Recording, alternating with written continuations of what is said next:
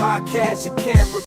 Yeah, listen up, we got a story to tell about the BMD Indigenous podcast you can't repel. Celebrating culture, spread love and respect for Native American viewers, we gon' connect. They bringing the truth, nothing but authenticity. Highlight traditions with utmost positivity. Powwows for language that keep it real. Every episode we learn something new, it's a big deal. B&B Indigenous Podcast, spreading love and knowledge for Native American viewers. They got nothing but homage, so tune in, listen up, feel the native vibes, get connected with the culture, let it come alive. Yeah.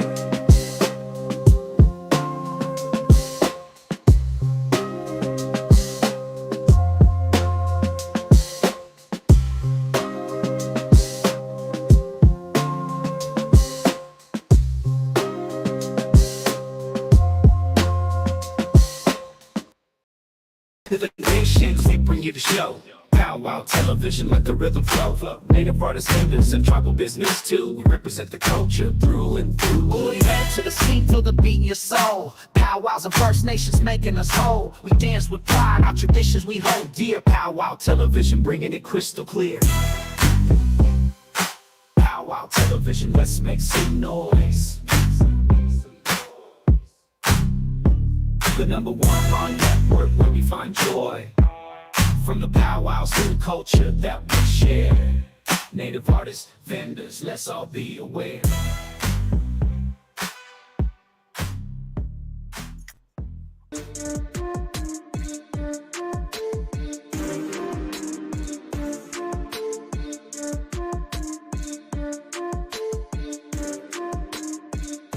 Yo, what's up, my dude? You know your shirt is banging. Oh, thank you. And I just want to make sure you got your mirror tonight so you can really take a look at the mirror.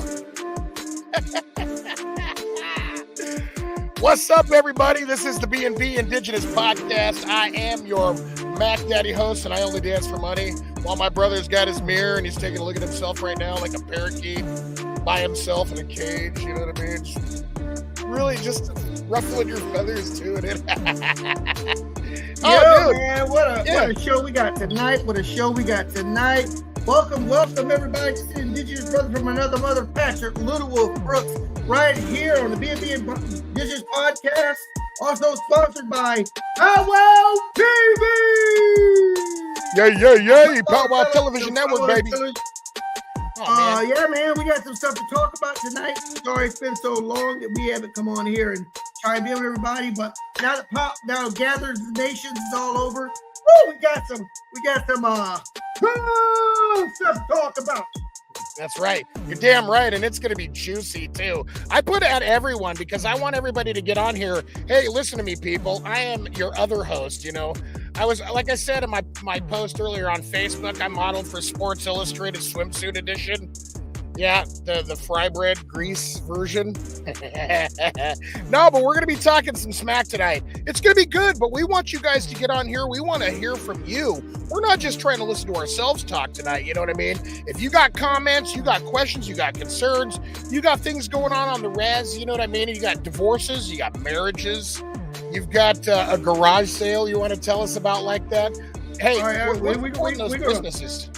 Relationships and marriages, we're gonna leave them out. Okay, well, I'm saying if they're disgruntled, you know what I mean? That's what I'm saying, dude. Hey, so listen, bro, I'm gonna put the music on pause because it is a dope intro, you know. We've got some new adages and stuff like that. We got birthdays to talk about tonight. We got weather forecasts. Things are heating up in Virginia for lovers, I'm hearing. You know what I mean? Patrick's got them cuffs on right there. You like them right there? Josiah Thunder, baby. Josiah Thunder. He hooked me up with these, all custom made, stamped. The dude's got skills. I just want a nose ring. I was thinking about a nose ring for Dancing Chicken. Would that look dope? I mean, I wear a nose ring normally because nose rings were a part of our tribal traditions. So nose rings are definitely hot right now. So my homegirl just sent this to me. She says, I'm going to be so rich. It says I'm going to be so stinking rich next Monday. Thank you in advance, all you natives, all you Indians. Yeah. Man, he was really talking some hot garbage, bro, and we're going to get into that. Dude, you know what I mean? Dude, this is insane. I find it hilarious I really do. If you don't know what we're referring to, is This Weekend Gathered of Nations, GON. And right there, Albuquerque, New Mexico, the biggest so-called powwow there is. And I say so-called because not everybody considers that a powwow. It's more of a, I guess, a American Idol dance competition. I've been one time. I went twice. Once as a kid, once as an adult. And what I speak about is my personal opinion, my own personal preferences. And to me, it's not really a powwow. Not the way I understand what powwow is supposed to be, what powwows are meant to be. It's not really a powwow. It's a song and dance competition.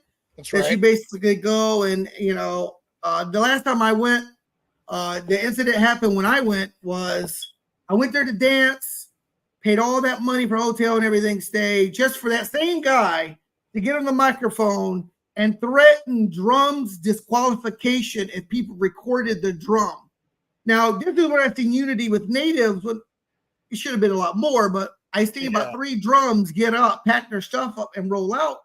And when asked, hey, why are you guys leaving? They said, we're here for the people. If they want to record our songs, if they record our performance, who are we to stop them? Who are we to tell them to stay away from them? Some of our songs touch people. Some of our songs heal people. Who are we to tell our audience, our people that listen to our drums that need this music, not to record us? That's right. I found out why that is. It's because he's trying to go for another Grammy. So he's trying to get these recordings because that's how he got the first Grammy. It was a live recording from Gather Nations, and since he owns since he owns the right of the powwow, his copyrighted anything recorded and taking pictures is the copyright of that powwow, so they can hold claim to it. Which people don't realize. That's the reason. I don't know if that's still the rule. 7 years ago, when I went last time, you had to pay a certain amount of money to bring your basic home camera in to take pictures. That's you had right. to have a photographer pass because they wanted money for you just taking pictures, just for you to record. A recording pass, I think it was called. So if you were doing any kind of video recording for yourself or any kind of picture taking, they made you pay money at the gate, which was the first time I'd ever experienced anything like that. That you actually had to pay money just to use your camera. I mean, they frowned upon it. And if you got around the drum to record something, I don't even think in my memory of powwow, people didn't record drums at powwow. Dude, it's like back to the day when you had the shoulder. Dude, you remember? Well, was it Des Denemy was talking about the old school ghetto blaster? Be like rocking that, dude. Walking through the streets of Brooklyn. This is probably something you've done in your life for real. Like I only imagine it. I did it in Seattle, Portland, and Tacoma, maybe a couple of times in Sacramento. You know, the old school. If you guys had the ghetto blaster, you'd be walking down the street. Yeah, boy.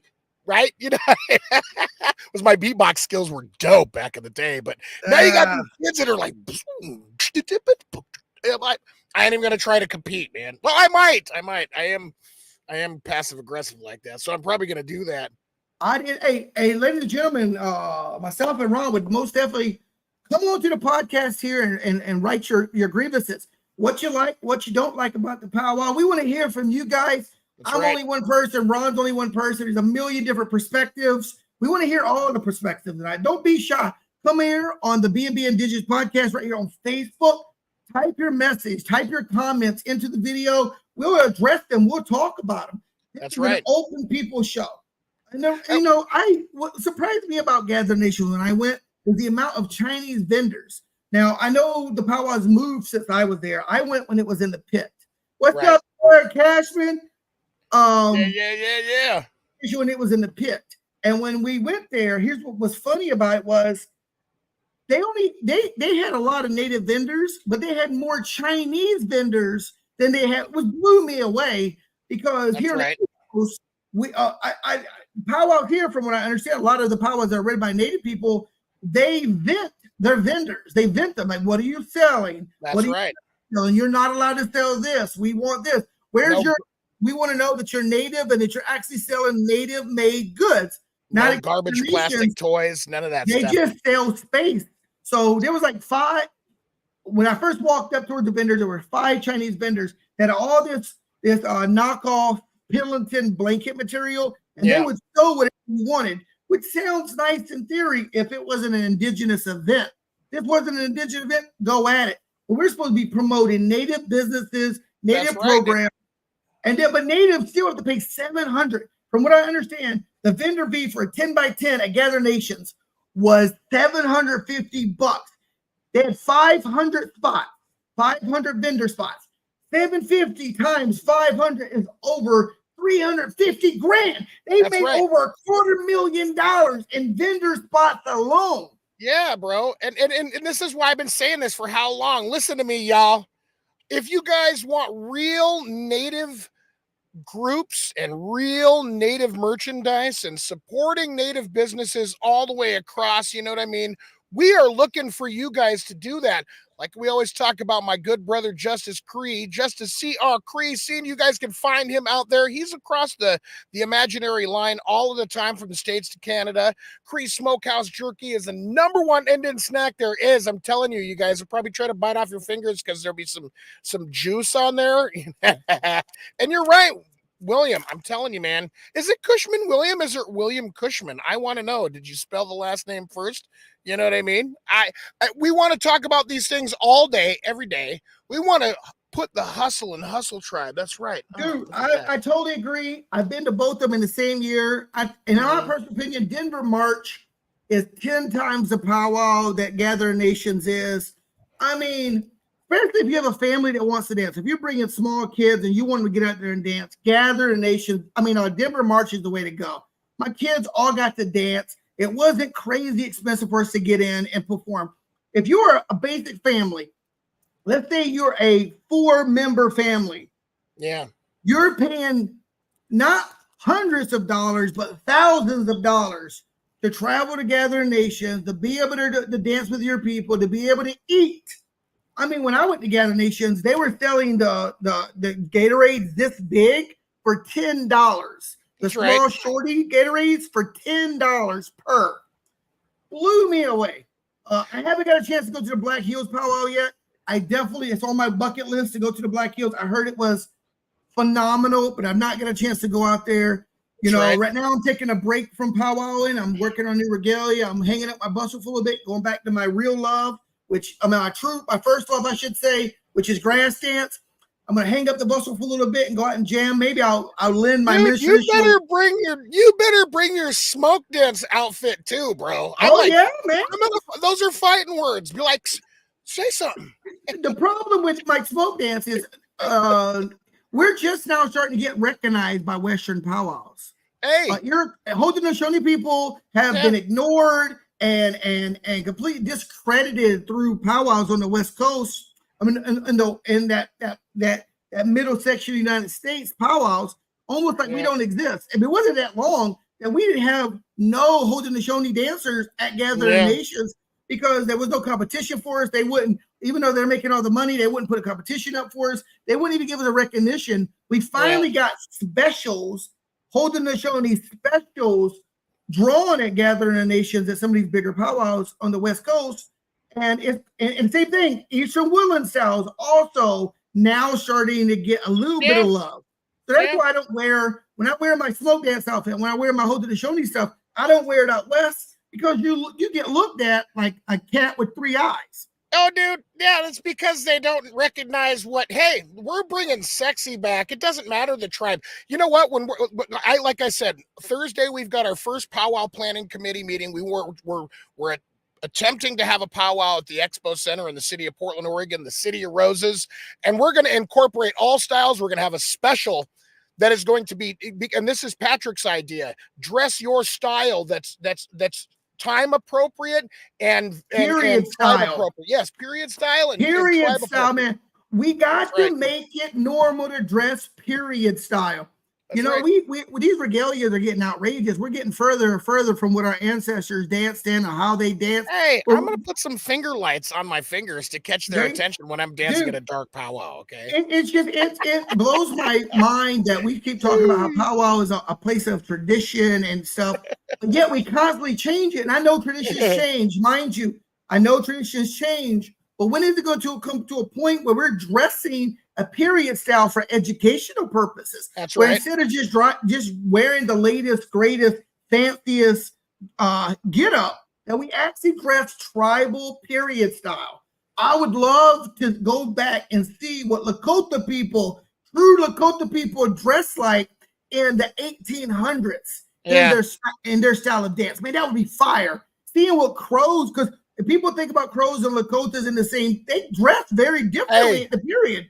Yeah, I could get into a lot of trouble and talk about my Pomo relatives and how they dress. I'm listen to me, folks. I'm not trying to be disrespectful. We have to keep it PG. We have to keep it PG too. I know, but I'm talking about like, hey, if we're gonna go back to traditions, I'm not afraid of going out there and dancing slick style chicken dance. You know what I mean? No tillituts. If you worm springers are watching right now, or any of you Yakimas or Umatillas or Cayuse or Nick Cowie or Walla Wallas or Mama Chuck, you know what I'm saying? If you guys are watching, you know what tillituts are. That means you're hey, we don't want to see no baby bird in no nest. Hey, you calm yourself down.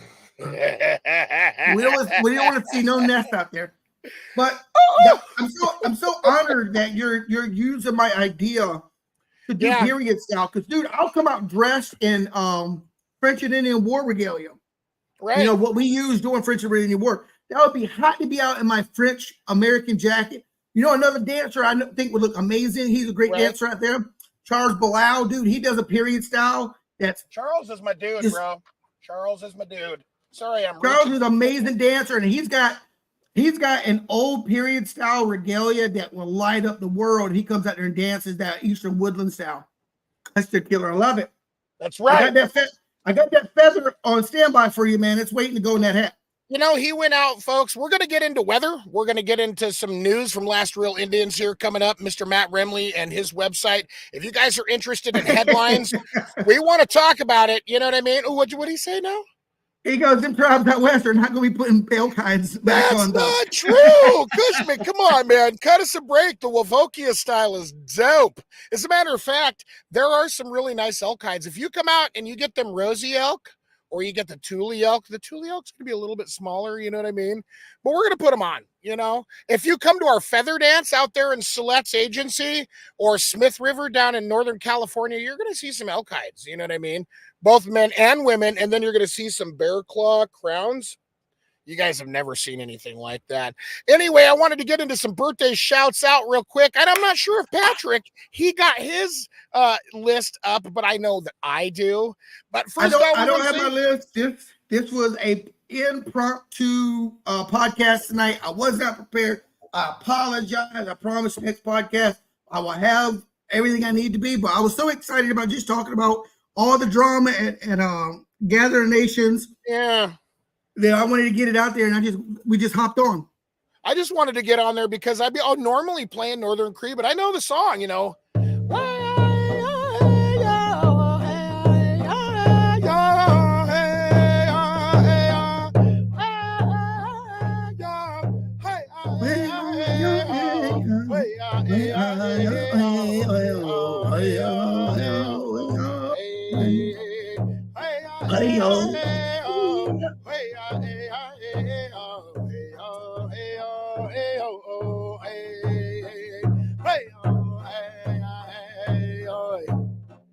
Happy birthday to you. Happy birthday to you. Happy birthday to you. Hey, hey, happy birthday to you. May you have many more to come to you. Hey, man. So, man, there's like a half-second delay. I'm like, oh, okay, don't listen to Patrick. Happy birthday. It's hard to sync up with you. It's hard to sync up with our microphone the way this is set up. We need to be able to get that. That it needs to be immediate and not a delay. StreamYard, you guys could do better. You know what I mean? Even though Patrick and I are like 800 miles apart, you know what I'm saying? I want to send that birthday shout out to my good friend April Thompson from the Confederated Tribes of Slet. She's turning 49 years young today. As well, Justin Barrett is turning 28. Happy birthday, Justin. Devin Yellowbird, it's her birthday. Happy birthday, Devin. And Rachel Lou Mack, my sister from a different mister. She is actually turning like 15 today. Hey, I lie. I'm not sure. Rachel, how old are you now? You know what I mean? She actually lived in Virginia for a long time, and then she moved back to the West Coast like that. Bullhorn? Is that the lead singer of Bullhorn? Oh man, it's his name's Curtis. Curtis is having a birthday, 44 years old today. Daniel M. Buffalo, happy birthday. Melissa Trejo, happy birthday. Carmen Satoke, Frankie D. Michelle, happy birthday, nephew, all the way out there in P-Town, Portland, Oregon. Bernadette Brown, Misty Seago, Evangeline Geibels. My nephew Jordan's birthday is today. I want to say a special happy birthday to my nephew Jordan. You know, Patrick, he was born 2.5 months premature. When he was born, you could like hold him like right here, bro. And he had the tiniest little feet you ever seen in your whole life. So happy birthday, nephew. Wanted to send love out like that. Rose Pitawanaquat, Diane Maynor, and Randall Owen Nathan were celebrating birthdays yesterday. So happy birthday to you guys, too. And as well, like I said, we are going to be moving in to some news that's Indigenous news now, brought to you by Powwow Television Network, the Hustle Tribe, and Cree's Traditional Smokehouse Jerky. You got to hear the commercial. Mm-hmm. Patrick's going to get a $20 bag. He's going to support the cause like that. Hell yeah, this man. news, again, brought to you by Last Real Indians. This one's a tough story, so you guys need to be, if you have kids, we want you to make sure, yeah, that's right, put them on mute, you know what I mean? Or at least send them out of the room if it's hard for them to hear tough stuff like this. Yeah, Sioux Falls, yeah. Go ahead. I'm sorry. Oh no! I don't want to jump on you. What were you saying now? I know, man. I'm just ready to get up. That cup of coffee's kicking in. I'm ready to get on these subjects. Give them to us, baby. Give us some news, Ron. So Sioux Falls police recorded the beating of an Oglala Lakota man during an arrest. Internal investigation is now underway. This story was from the 1st of April, still extremely relevant. And if you guys want to know more about this, you can always log into lastrealindians.com. This story brought to you by Darren Thompson. Sioux Falls, South Dakota last week. Several Sioux Falls police officers were recorded on a cell phone beating a man while making an arrest, and communities are demanding justice. The video captures 2 police officers on top of Daniel Battalion, a 44-year-old Oglala Lakota citizen, punching and tasing him while he was laying face down in his mother's apartment unit. The incident happened at approximately 10 p.m. on Thursday, March 25th of 2024 at Daniel Bettelyoun's mother's apartment in Sioux Falls. According to Sioux Falls Police Chief John Thum, police officers reported that Bettelyoun fled from police officers and ran into his mother's apartment. The video of his arrest was recorded by another tenant in the apartment complex and has since been widely shared on social media. The video shows a group of police officers detaining Bettelyoun while he's laying face down on the ground, and he's suddenly punched on the left side of his head repeatedly by one officer and then immediately tased on his lower right leg by another officer. People were shouting in the background, asking officers to stop and Bettelyoun to comply. Thum said to Kilo Land News on March 27th that the use of force situation can be difficult to watch, but it is part of police work. Quote, a physical conflict with a resolution can be uncomfortable for people to see, but it is the reality of some situations, end quote, Thum said. Thum also said the agency has begun an internal investigation on the use of force by officers during the arrest and then of Daniel Bettelyoun, and should be completed within 2 weeks. If you guys want to know more about this situation, we definitely encourage you to check out lastrealindians.com. There's a lot of wonderful information to share out there like that. And I also want to make sure that you guys are aware that there are more stories. Last Real Indians is probably one of the best sources that you can get for national news interest for Native people. And that's right. And William chimed in. They broke his arm, you know. And hey, we want you guys to understand, we want to be able to share information from your tribal community. If you guys are looking to get information out there for people in your community, or you guys are, you know, like say you have a disagreement with tribal council, or you guys are dealing with a mining company or a mining refinery company like Westwind Elements or what have you, the B&B Indigenous podcast wants to talk about it with you. We don't want to just sit here and give you lip service. We want to talk about things that are relevant to what you guys have got going on. You know what I mean? You know what I'm saying, Patrick? I was just giving lip service. That's right. I love lip service. You know? Hey, so getting on to the issue. Oh, and before we get there, I want to talk about the north, south, the east, and the west real quick. The weather forecast. Still rainy skies out there in Seattle, Tacoma this week, and Portland metro area is going to be mostly cloudy skies with intermittent rain showers like that. Temperatures are warming up into the upper 60s and lower 70s throughout the Pacific Northwest. Moving on into the Southwest, I can tell you out there in Coachella, it is going to be hot. They're expecting temperatures near 100 this week. That also is going to be affecting everything all the way out to Phoenix, Arizona, as far away as Tucson, Arizona. Once you start getting into the New Mexico and Texas region past El Paso, temperatures are going to cool down just a little bit, but not much. Still in the mid 90s to upper 90s. So you guys be looking out for that. Make sure that you got lots of water, and that water is provided for your elders. Moving out there into the southeast into the region I am in right now, cooler temperatures will prevail throughout northern Florida, but it's tropical paradise as usual in southern Florida, and temperatures are going to be into the mid to upper 90s. Moving up into the Carolinas, temperatures are about 85 to 87 degrees all week. There's going to be partial clouds, I believe they said on Thursday, and the possibility of rain showers moving in off of the Atlantic coast in that region. Georgia looks to be nice, warm, and sunny. West Virginia, you guys are getting some really nice weather out there right now, right? 85 by 85 degrees and up between now next 7 days. We've had cloudy days for about the last week and a half. Yeah. 60-degree weathers. We had like 60, 65 degree weather last week or so, almost 2 weeks. Looking forward to that 85-degree weather. My garden, my little homestead here is definitely in need of some drying out sunshine. Yeah.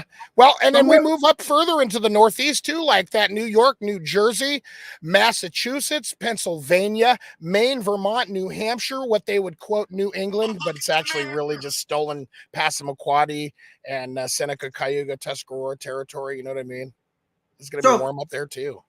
We're going to hop on this Gather Nation thing. I'm going to play a tidbit. Now, this is just a clip. This is not the whole thing. We ain't got time to play the whole thing on here, but I'll get down to the gist of it.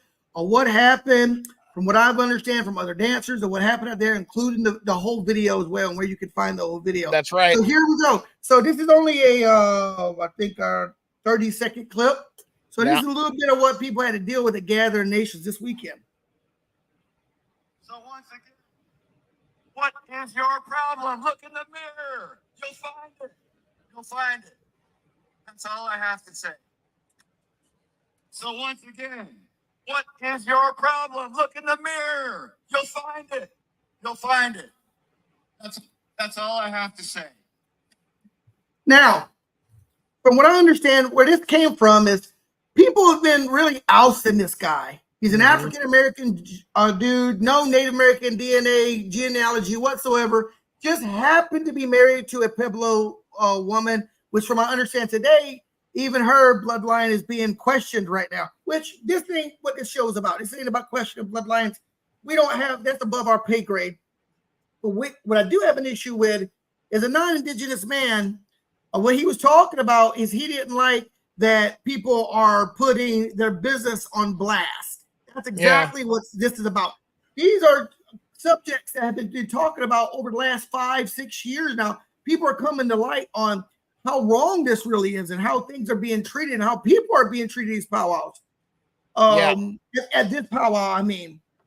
And so he got on and he felt a little bit of an ego boost, and he felt like he was going to get in front of everybody and run his mouth. Let me tell you about Indigenous people, Native people that are Mr. I don't know what your name is. I don't really care to learn it. Native Mr. people, Derek Matthews.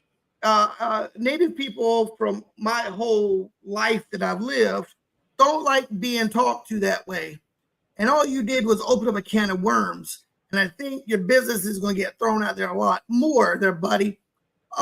He was talking about everything he's done for us.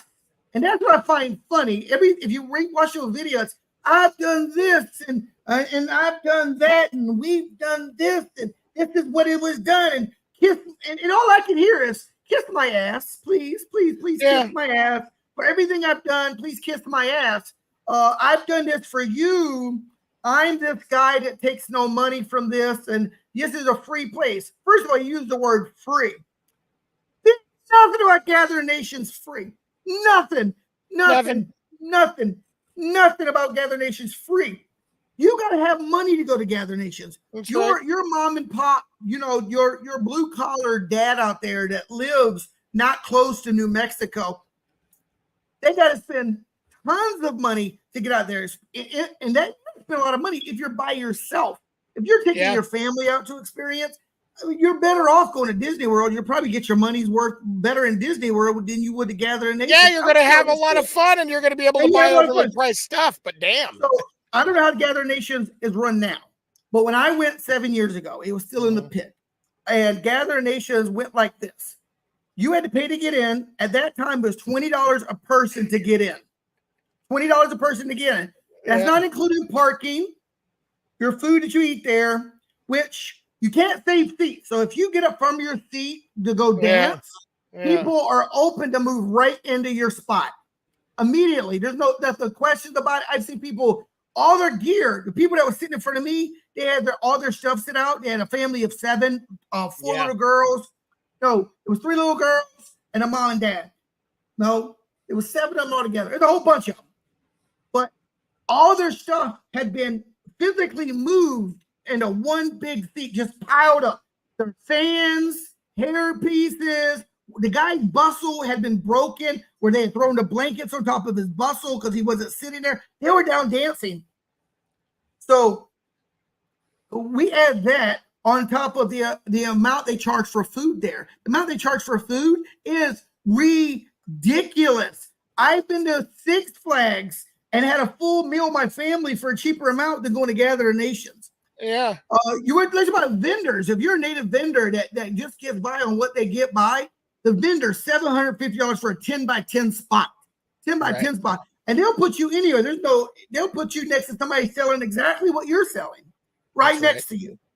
They'll pile you on top of each other. So don't give me this bullshit that this is free. This is about as far from the eye. Now, mind you, I know we have powwow worship. We have Gather Nation worshipers out there. I get it. Yeah, you love the powwow. You don't see nothing wrong with it. You don't speak for everybody. Neither do I. I'm speaking for my own. Oh shit! This year, $850 for a 10 by 10. You hear this? Look at Dan. And Dan shows up there a lot. Damn, $850 this year. Dan shows up at Gather Nations $850 this year. So this is what I gotta say. I get people. I understand natives. A lot of natives have their priorities mixed up. Yeah. And I said this on my Facebook. Could you imagine if you put that money to use and supported your local powwow, putting that money in that local powwow, putting that local time in that local powwow? Could you imagine, putting all this stuff into perspective of, hey, I just spent thousands of dollars to dance one song at Gather Nations. When I went to Gather Nations, you only danced twice. Unless you were like the top number one, at dancer, if you went to powwow, just enjoy yourself. I only got to dance twice. I got to dance grand entry, and then my category was at 2 a.m. in the morning. Miss Tradition, Northern Tradition was at 2 a.m. I got to dance those 2 times, and that was it. I got to dance, and they had something during lunch break where they had intertribal during lunch break, and that was it. I didn't get to dance anymore. And I was like, all this money come out and dance. 2 songs, it was the grand entry, and then my one category song. That was it. And so we go to Denver March, dude. You dance constantly. They do when they do intertribals. They do intertribals too. There's 30 drums. Every drum gets to play an intertribal song. So you get 15, 20 songs before you even sit down. Well, see, this is the thing that I'm talking about. Like, I have my bones to pick with the Denver March Powwow Committee too, because of the disassociation from the movement. I'm a movement native. I've always said that I'm a part of the American Indian movement since birth. You know what I mean? You don't silence Lakota kids when they come out there to talk about the genocide that's happening in Palestine and Gaza and the West Bank and all over the rest of the world, the Congo right now over minerals extraction. We're dealing with a lot of these problems out here right now. Yeah, exactly. 22 intertribals. That's right. You're right. Hey, but when I'm talking about here is somebody who's grandstanding, getting up there on a microphone and basically just chastising everybody that showed up and pay all that money, bro. Like, and don't even get me started on the Grammy situation. You know what I'm saying? Like, I'm talking about this, man. I'm talking about this because it's really something that needs to be addressed. Every single one of those drums did he take the time to mention every single one of those drums that No, was but he took there? he took the credit for the Grammy. Now, if you don't understand how he won a Grammy, other people don't know how they understand. They don't understand how his he was committee won the Grammy. He didn't win nothing. So if you are a drum at Gather Nations and your song gets recorded, since you are part of the Gathering of Nations, it's not your song. It is Gathering of Nations song because you did it within their program. So they take copyrights of your song. So instead of the drum taking all the credit and be able to get in their flowers, he's out here on live on a microphone about, when I met, what did he say? He met Barry Gordy or somebody? No, he was talking about Quincy Jones and Herbie Hancock. He said he met Quincy Jones when he was getting when he was about Quincy Jones. If you're talking about Quincy Jones, Patrick, you know you're dancing on some very thin ice right there, man. And anybody who's into conspiracy theories and conspiracy facts like I am, bro, Quincy's one of those people. They call him a gatekeeper. There's a few other artists out there in the industry, in the acting industry and in the music industry. They've made mention of Will Smith and the situation that's going on between him and his now estranged wife, Jada Pinkett Smith. You know what I mean?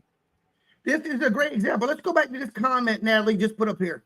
I'm going to go back here for just a second. I'm sorry to cut you off. I'm hyped. That coffee's kicking in. I'm on full advertising. I love it. Now you make me want to go get more coffee. She goes, I feel exposed and exploited and very vulnerable at these kind of spaces. You're absolutely right, because this is not what powwow was meant for. This is not the goal. This was not the direction powwow was meant for. A powwow was meant for the people, by the people, and for healing. Now, mind you, money is great, and I understand we all hurt for money. I get it. I've been into a place where I needed to dance competition to pay my bills. I get all that. But when you take the healing from it, when you take away the spirit from it, and you bring these there's no security in the parking lots of Gather Nations. Every single year, people cars get broken into Gather Nations. Name 1 year people didn't come on here and talk about, hey, my regalia got stolen. Can you please help me find it? It happens every year. All the money you pay in parking, you don't think it should go towards security in the parking? That's what I don't get. All the money you pay for parking, everyone, they make almost $1 million for the weekend for parking. Just for parking. Almost $1 million. I'm going to play the devil's advocate real quick, and I'm going to do this with love and respect, okay? When you organize an event, you have a lot of things that you have to think about. Now, I've talked about this earlier, and this comment got like tons of responses on Facebook from people that support what I had to say. One of which is that they're listed as a church, so they don't have to pay any taxes on that event. So, but you also have to think about the Tingley Coliseum. When there's an event of that size and magnitude with that amount of people in there, you have to have underwriting, which is an insurance policy. And it protects your event and the venue from any sort of lawsuits should something arise. Not that people shouldn't be taken care of or whatever, but that can actually be pretty pricey. But from my understanding, they haven't had to deal with that in quite a long time because they make so much money for the city of Albuquerque. They make money for the state of New Mexico. A lot of those tribes that come there like that. Yeah, you may be able to sell, your items as a vendor, but paying $850 out of that, if you only make $2,000, bro. I mean, think about that. It's literally $1,150. Yeah. So what are you doing? Especially if you're a creator that's doing your stuff, you're not doing mass productions, you're doing stuff by hand. Right. You know how much money you got to make just to break even. That's right. Just to break even. You take people like Dan that does all of his own wampum work. I've done wampum before. It is not easy. It is time taxing. Yeah. So you're telling a guy like that, like a person like Natalie, the people that do their stuff by hand and one thing at a time. Yeah. One thing at a time. and then you tell them $850 to be able to sell your stuff. What is that? That's a month's rental in a store? Well, That's she's talking about that four-way interstate connection. You're talking about Interstate 25 and Interstate 40. And you're talking about all the Pueblo villages around there: Sky City, Acoma, Zia, Zuni, and Sandia. And then you've got Navajo Nation just about 2 hours down the road, starting right there, at Gallup, New Mexico, and then moving north. And then you got Navajo Nation's southern relations, that it's their own tribal land base right there. Then you've got Apache, then you've got Comanches over in Texas and southern New Mexico. You've got a lot of different tribes in that area from all over the place, but people come from everywhere, bro, and they bring tons of money with them in doing so, because they already know it's a preconceived notion. We're going to have to spend a lot in order to be able to feed ourselves, put our kids up in hotels. They jack up the room rates every single year for that specific reason.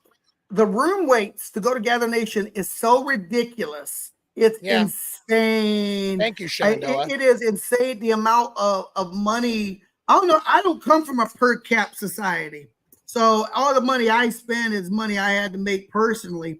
So maybe if I was from a rich tribe, I was getting these big per cap things from, maybe I could afford it. But for me, man, if I'm going to spend that kind of money to take my family somewhere, I'd rather take them to Denver March. I'd rather take them to the Black Hills. I'd rather take them. I mean, Scamitston here on the East Coast is a great powwow. Penn State's a great powwow. Now, here's the difference between a Gather Nation powwow and a Penn State powwow. You haven't got a chance to come out here to Penn State. Penn State powwow here in Pennsylvania at the college is run by an Apache man named by John Sanchez. An amazing human being. Not only is it free to dance there, they have great drums. He brings in great drums. Okay. Then he feeds each and every person. He does not believe in letting no one come to that powwow or leave that powwow hungry. He feeds everybody. Then he gives you, if you register, he's sitting there registration. If you register for the powwow and say you're going to be there, he pays each and every dancer gas money. You know what? It's only $50 a day, but here you go. Here's $100 for the weekend. That's what I'm saying. $100, man, when a gallon of gas right now on average across this country is $4. 16, 20, 24, 30, or excuse me, 28, 32, right? And it just keeps going up like that. And now you have to drive some people are driving upwards of 2,000 miles. You know what I'm saying? What's that comment there? I had a great time at Penn State. Oh, hell yeah. Good job, Shenandoah. I want to say thank you for everybody out there that's joining us on the B&B Indigenous podcast tonight. You guys and gals and kids and elders and grandmas and grandpas and kutlas and tillas and pushas and ullas and unchis and all of them people out there, ithlas and titas. You guys are the reason why we do this anyway. My good friend Leslie Nicholas, he's not a freelance singer. He's a damn good singer in his own right. He made a comment on Facebook earlier that I thought was very, very, very powerful. As a response, the only reason that Derek is saying what he's saying is because he knows people are catching on to his scheme. Without us, he wouldn't be as rich as he is. The people are powerful as a whole, and once we stop going to this powwow, he knows he won't make any money off of us anymore. What is your problem? That's the quote he asked. You're taking advantage of our people, and he knows he's already losing money each and every year trying to shame and talk down to our people because we know the truth. Man, this dude is saying it's for free for the people. Woo! Bullshit. I want to get all that shit on a t-shirt. Everything said I want to be on a t-shirt. Well, so let me ask you a question, Rod. Why do you think natives keep going back? Now, this is not a new problem. We have talked about this before. I always get chastised because I get these Gather Nation worshipers, and I get chastised. Oh, well, you don't know where the money goes. I know it posted that picture of me with the Gathering of Nations t-shirt, bro. I was excited. You want to know the number one reason why we go to Gathering of Nations powwow, you guys? Is so we could be around other skins from all over the whole damn continent, man. And you know how good that feels? It's Just because somebody put an event on doesn't give them exclusivity over what it is that we're doing. First of all, motherfucker, I'm going to be driving and dancing and singing, whether I'm at Gathering of Nations or wherever it might be. I'm just simply telling you, I'm not going to sit there and kiss your ass. He even name dropped Steve. Like, this is somebody that's been on the powwow trail since he was a little tiny kid. Him and his brothers. Northern Cree is probably one of the most well-known groups. Not even Northern Cree has got a Grammy yet, bro. And you're sitting there holding that statue. Did you make any mention of all of those drums that made that a possibility for you, dude? Huh? I mean, because Black Lodge has been nominated for how many Grammys? Young Spirit's been nominated for Grammys. You know what I'm saying? Like, all of these native drums that are out there that are putting in that work, traveling the tens of thousands of miles in the summer, all across Canada, what they call the Bush Circuit up there, all across the contest circuit here in the Stolen States. So what else they do is what I found out they do also is whenever a drum brings CDs to a powwow and the drum does really good, the powwow will buy your CDs at a discounted rate. Like, they'll say, well, we'll take them all at a discounted rate. And then in the following year at the powwow, they'll sell them back at a higher price to everybody. Don't even get me started on merchandise, selling merchandise. I've seen it.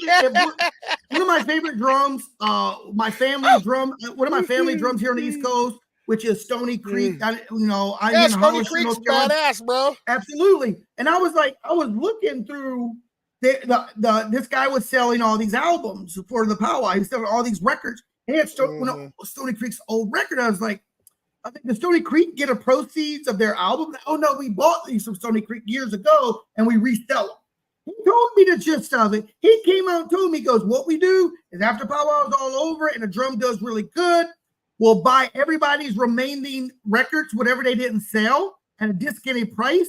The following year, we'll add $7 to whatever. And Mario bringing up Warpaint as well. You're damn right, dude. So that right there is a good example of choosing money over natives. And the powwow is for and by natives. Without the singers, without the dancers, there's no powwow. So this is what I say. This is what we should do. We should find a small powwow out in the middle of the United States. Let's get a small powwow, right? And if you can get us a powwow going, give us some ground to camp on. Give us some camping ground to be able to set our tents up at. Yeah. Give us and feed us. I'll show up. You give me 3 good drums. That's all I need. Give me 3 good drums out there that can recycle through. Feed me. Give me a place to set my tent up, and I'm down, baby. I am down. Yep, Ashley is right. It's scalping for sure. You know what I mean? And Brooksy, you are on fire, baby. I just wanted to let you guys know that, you know. I'm burning up today because I got good medicine people out there. Since I've gotten older, I've gotten away from thinking of powwow the way I used to. And I think every dancer does that with time as you start looking for something more deeper in the powwow. You go through your young age where you're all about dancing for competition. You're about battling your best friend and who the best dancer is. But then when you get older and you get in your late 30s, early 40s and on up, you start realizing there's a deeper connection to yourself in that powwow grounds. And then you get to a powwow like this that has no connection anymore. You're expecting. I remember going to the best feeling I felt at Gathering Nations I could find anywhere was the grand entry. Yeah. That power behind grand entry, because you got so much medicine behind you. All these people. Yeah. I was in the middle of grand entry crying, right? That crying about it because I hadn't felt that kind of energy, all these different tribes coming together. But then, as soon as you get out of grand entry, you're like, well, let me go buy a $10 Gatorade and a $25 fry bread. You know what I mean? Yeah. And you're right, Dan. If I didn't have to get into a fist fight over camping, I probably would have been. Hey, no, I lie. No, but it is. It can get pretty cutthroat. But listen to me. This is what I'm going to put my own powwow mojo on there. You know what I'm saying? I've been powwowing since I was 5 years old, started the Bow and Arrow Culture Club in the city of Portland. Bow and Arrow Culture Club is still around to this day. And I know something about Sandy Allman. She takes and she gives a lot of respect out there for people. You know, when it comes to making sure this is what powwow represents, the drums in a circle, the arbors in a circle, our heads and hearts in a circle, all of those things are in a circle like that. And she remembers that. She also remembers I watched Sandy walk over and pay people like $10 out of her own pocket just for standing up for elders. Something that a lot of people, they get that pedigree attitude, you know. They don't. You got drums that want to be stand up during a flag song, during grand entry. You got drums that will sit around talk, and they'll do whatever they need to do. That respect that we used to have for each other, that true respect. There's a gentleman, I can't think of his name anymore. He found out how many what I've done in the military. They called me out and they read what I did in the military, and the veteran song came around. He personally came over to me and gave me a hug and kiss. And listen, to thank you for everything you've done. Now, I wasn't expecting that, but he's a much older gentleman than me. I think he was in his late 70s. Stood up the entire time. He said, I just want you to know I stood up for you, for the people that had done this. I was like, wow, that just blew me away. I mean, I'm no young man out here. That respect we have each other. It's not there the way we need it to be anymore. And I think that's one of the reasons I'm stepping away from the powwow, working on new regalia, going back to my old style, because I'm trying to get that connection back of me and those grounds. Yeah, I'm not letting you step away too long. I don't care. I'm going to be like my little brother, Gary Villa, one of the dopest grass dancers that ever was. You know what I'm saying? Cousin Gary, if you're listening to me, you and nephew EJ tonight like that, you were passing on those ways like that in a good way. One night I was pissed off. I was dealing with everybody's attitude and stuff, and I just wanted to I wanted to actually go out in the parking lot and do some scrapping is how pissed off I was. I was like, I'm taking my outfit off, and my cousin comes up to me. He's like, nah, Ron, bullshit. I'm like, what? He's like, no, man, you come here for good feelings, that dancing and feeling good like that. That's what it's about. It ain't about somebody coming up to try and check you or whatever. What's Dan saying here? This year, they're letting 10 people in and 10 people out into the arena building. Lines to get in after you are in. Gathering of Nations has outgrown Tingley. This past year was the most attended. Imagine if you paid to see a powwow and you couldn't get in after paying. You're damn right, dude. Yeah. And Ashley, that's right. Shenandoah Ellis Ulmer, you're absolutely right. Let's not bring up women veterans and Gathering of Nations. That's right. Shenandoah. Man, I never thought you ever want to step back into the past? Yeah. Go to Gathering Nations and watch the way they treat women at Gathering Nations. Yeah. I mean, it blows my heart. Now, mind you, I might be a little biased. I come from matrilineal society where our women are leaders, our storytellers, everything in our people is through our women. So our women demand a certain level of respect. But Gathering Nations, they don't even want women head veterans. They don't want the women, they do the women warriors. I think did they do the women warriors this year? I'm not sure if they did the women warriors this year. I know Denver March, the women warriors are contracted immediately after that the powwow to bring them back the next year. They want them back every year to show that representation of our women warriors. But did anyone hear about our missing Indigenous women over the Gathering Nations? I want to know. I'm not saying they did or didn't. I just don't know. From what I last couple of years they weren't spoken about.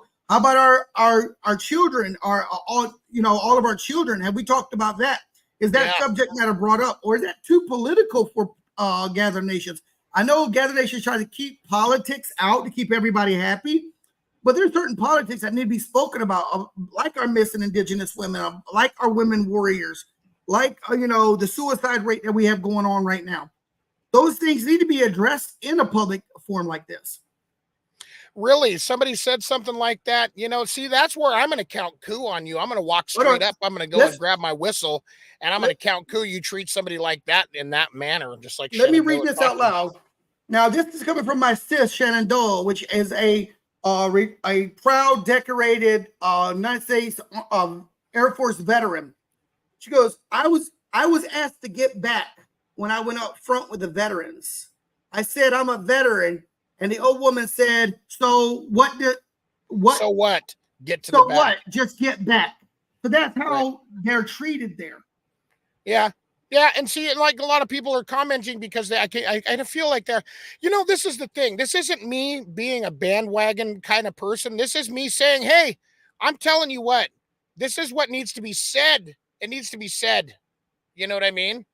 These things need to be talked about so that we can create preventative measures now and in the near future. I'm not trying to be disrespectful to Gathering of Nations. You want to know what I like about Gathering of Nations? I like the fact that there are over 3,500 dancers in that arena. I do not like the fact that people come there when they're wearing eagle feathers and things like that and they're being disrespectful. One of my bros told me some guy literally right after their contest walks up, they're all getting ready. All right, men's traditional lineup, right up here. And they've already got the next category out on the floor. Homeboy walks up behind him and grabs his bustle and snaps one of his dowels on his. He's like, bro, I was taking my outfit off out there in the middle of the goddamn arena. I'm like, oh, bro, I'm telling you what, man. What do we say here? Yeah. Oh, yeah. Bust out the paddle. That's right. Right out. That's when you just lost fingers type of thing. Oh, we're dragging Nathan into this now. We're getting deep, y'all. Absolutely, dude. We're getting it out here, baby. That's what I'm saying. That's right. If we had to support natives, unfortunately, I hate to say this, man, we are crabs in a bucket. Yeah. If we boycotted this powwow just to prove a point, like, guess what? This powwow's for us. And I'm going to say it loud. Powwow is for us. You know what I mean? This is ours. This is ours. Powwow is ours. No African American man's going to stand up for everybody and tell me what's ours. This is ours. Yeah. So for you to sit here and excuse my language, you sit here and tell me that people can't record medicine songs. You're going to sit here and tell me that we can't take pictures of our people in the middle of our arena during our dances. It's ridiculous. And I shouldn't be the only one pissed off about this. I understand what Dan is saying. I understand what he's saying. We need to start backing out of this crap and start supporting these smaller institutions. Make them big. Yeah. After Gather Nations, when I went, the University of New Mexico has a one-day little powwow. One-day powwow, and it's small, and all the big drums. That was the first time since I was in New Mexico when I felt the spirit again. It was a free event at University of New Mexico on Sunday evening. A lot of the drums that left Gather Nations came there to sing for free, just to show up, sing for free. And this, even though the dance arena was about as big as my living room, of every dancer that could get in there got in there and jammed out. That's when I felt that spirit again. I felt my ancestors again. Yeah. Well, absolutely. Dan brought up a good point though too, and I respect what he has to say. He says all this talk and memes, etc., is also free advertising for Gathering of Nations. Even if folks don't like it, it's getting out there for free. Any press, good or bad, is good press, especially free press. Or it is for bad. Especially free press. This performative mic drop generated free press. Dude's smart if you see that angle. That may be. I agree, but it's got to be talked about. Nevertheless, these are subjects that we speak about in our living rooms and we talk about in our living rooms, and it's never talked about on a big public forum like this. And it's time for us to start speaking about it in a bigger forum and start shedding light on the issues. But because if we don't shed light on the issues, we won't know what's going on. We'll be blind like sheep. And a lot of us are sheep. A lot of us out there are sheep. Just blindly following somebody else's lead. These subjects got to be talked about. Dan's absolutely right. It is good press is press. Bad or good is press for the event. The thing about it is who's going to do something about it? Who's not going to show up? Dan, are you going to show up next year? Are you going to set up there next year? Because I know there's better places for you to be. Your wampum work is fantastic, man. And I know you can go somewhere else and sell with no problem compared Dan to was not here at Seminole. He was there. He was down there doing his thing with him and his family. You know what I mean? That's hey, I want everybody to know, first of all, this isn't any reason to be disrespecting powwow people. First of all, like we all know that powwow is not a ceremony, it's a celebration. There are ceremony elements about this, and I'm speaking from my heart when I'm talking about this right now. I am not the super voice powwow aficionado of the universe or anything like that. I'm just another native man out there that likes to go to powwows. I like dressing up. I like the feeling of dancing on the floor when my brothers and sisters are out there and having a good time and just enjoying everybody's company. That's where I'm at with it. Oh, by the way, I want to take a quick break to say thank you for tuning in again to the B&B Indigenous podcast. If you guys like this show, we want you to like, share, and subscribe. We want more than just a handful of viewers. Not that we're disrespecting the ones that are on here commenting. We want to say thank you to all those people that are tuning in tonight. Absolutely, yeah. Yeah, that's right. And just like Natalie just said, you know what I mean? You have to mic check those in power. Those systems in power, and absolutely right. And that's why I'm saying we need to get this out there. We want to be able to talk about it. Like, hey, if I was standing up in front like that, I would have walked right up and like, well, hey, dude, why don't you do yourself and everybody else a favor and just shut up? That's what I would. This dude come riding into the powwow on a freaking horse. Did he? Was he riding a horse? Yeah. Could you see? That's how my hair does it. It's the same thing when I don't have braids in, bro, and my stuff's out. You turn your head, and then your hair goes. All right. It's a good example right here. Julian said this perfectly. He says this talking does nothing. We have to take action year after year. Everybody seems to bring this up, yet nothing is done. I think every drum should stop going because you can't have a powwow. You're absolutely right, Julius. You're absolutely right. But that's why we're talking about it tonight. Talking does do something because I do think more and more people's eyes are being open to it. I think more and more people, I know people, big champion dancers that used to dance in Gather Nations and will never dance there again. And I've never seen them go back. So I think it's happening more and more. The thing about it, it's all about the money.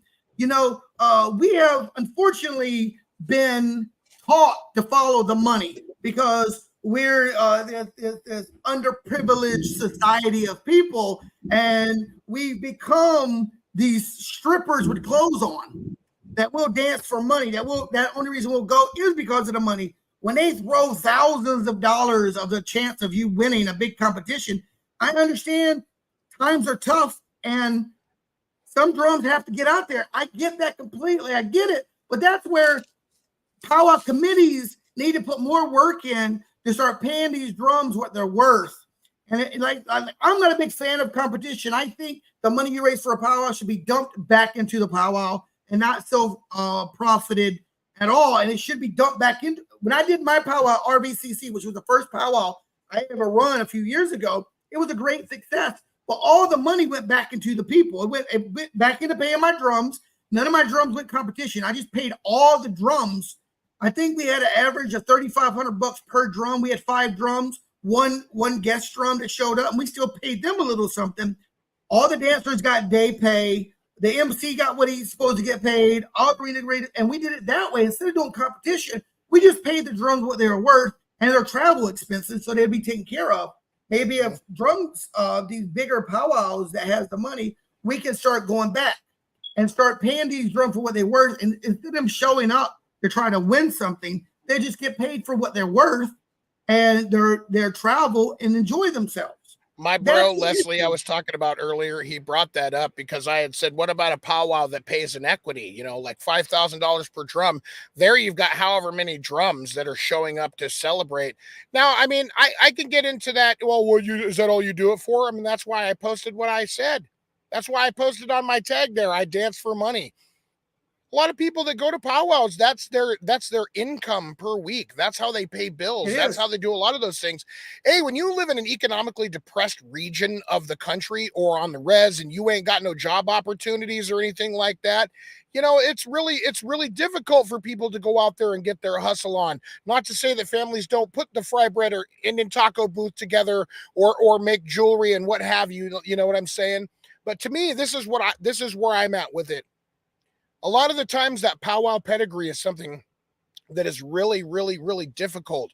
You know what? If there was more inclusion and, you know, we could see them find different ways of making funds to keep the powwow going. And we didn't have some dude out there being disrespectful and blowing people up and talking smack and talking down to those that showed up like that. All of those people like Cree Confederation, dope. Fawn Wood won the backup singing contest, which she said it was her third time winning like that. You know what I mean? You can't deny Fawn's voice is dope. Her sister Tia's voice is dope. You know what I mean? A lot of people, Northern Creek showed up there. They got second this year. Who won first anyway, by the way? Was that Showtime, was it? Or who took first this year? I didn't even look at the winner. I did look at the winners, but I didn't, set it to memory. You know what I mean? Imagine that you could travel and that you would have a good contest. And yeah, I was right, Shenandoah. Thank you very much. It was Showtime. Hey, congratulations to Showtime. Showtime, a lot man. of people. Showtime's a hell of a drum, man. Congratulations to them out there. They were down here too. As a matter of fact, wasn't it first? Did they take first over there too? No, it was second. The boys got first. It was the boys. Man, all these drums that show up and they travel from far away. Literally all the way from North Dakota down to Albuquerque is like 1,800 plus miles. Canada, you got drums coming from Canada down there representing their people, man. Listen, I think the notion of Gathering Nations is beautiful, but what it has become is this nasty, self-loathing event. When I was at Gathering Nations, I wasn't there to compete. I knew I wasn't going to win. Listen, I know I'm an okay dancer. I never give myself that much credit. I just get out there and jam out the hard as I can. But I knew I was dancing against some of my favorite dancers. I knew I didn't hold a candlestick. I knew I wasn't going to win, so I just came out to dance. Just dance. When I dance, another dancer, an introduced dancer, when I complimented on his regalia, he gave me the cold shoulder. When his girlfriend came over to apologize later, she said it's because he doesn't talk to guys in his same category before a competition.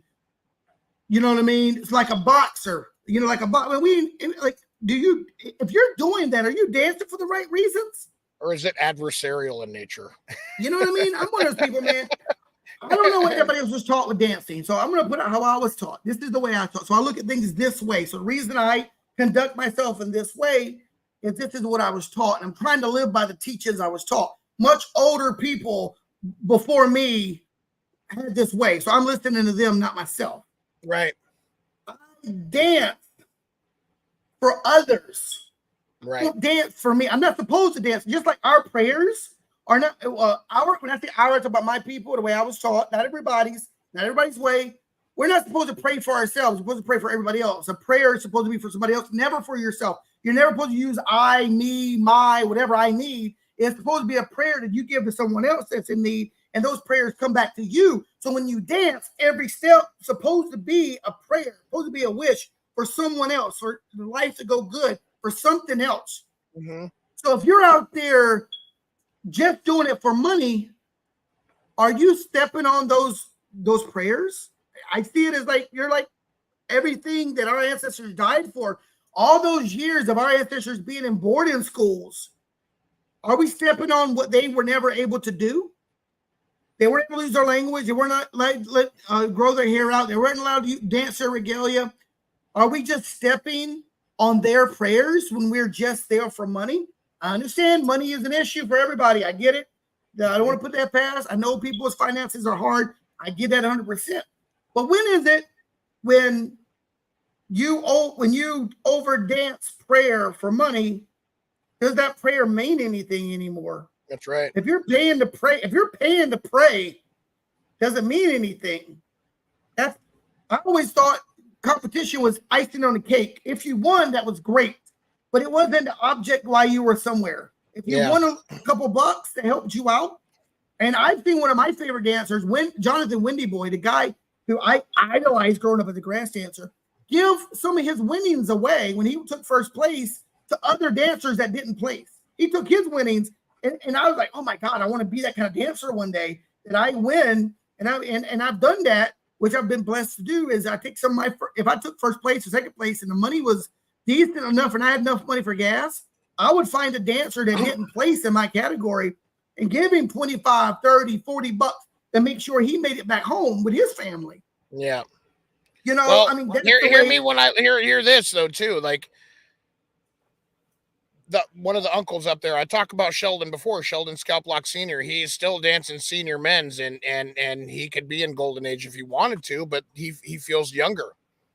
the vitality factor. You've got that. It's good for you to dance. It feels good. It's good for your body. It's good for your heart rate. It's good for all of that stuff. We were up in White Bear, Saskatchewan, just probably about 30 minutes from the North Dakota, Saskatchewan line there. And I think we didn't have to travel that night, but then he ended up giving me his room key. He needed to go back to work or something like that. That's some of the things that I can say, to think about it on the flip side. If we're going to be talking about more, communal organization or communal, consideration for other people that might not have made the winner's circle or whatever. I love that idea. I was thinking about it like when you were talking about gas cards. I thought it would be so cool if we get this powwow going on at the expo center like I want to be able to pay everybody to show up and just enjoy themselves. You know what I'm saying, Patrick? Like, just, oh yeah, oh you guys, where'd you travel from? Some people can get $100 gas card, or maybe $200 worth of gas cards. That's just helping out.